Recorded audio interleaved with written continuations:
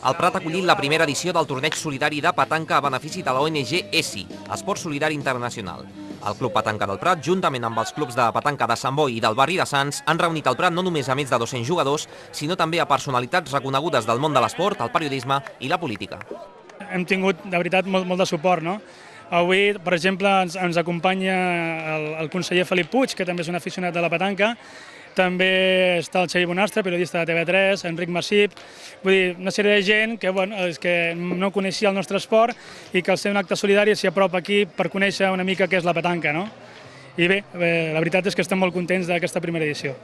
El torneig ha estat amenitzat pel jove mag Christian Kuker i per l'exhibició dut a terme per les personalitats i els professionals d'aquest esport.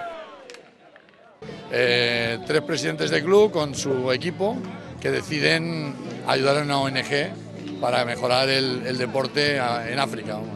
Y así se hizo. Y nos ha costado mucho tiempo, porque la verdad es que todo lo que hay aquí ha costado mucho tiempo, muchas llamadas, muchas horas. La intenció dels organitzadors és que aquesta iniciativa solidària sigui itinerant. L'edició del 2012 serà a Sant Boi, amb la petanca i la solidaritat com a protagonistes.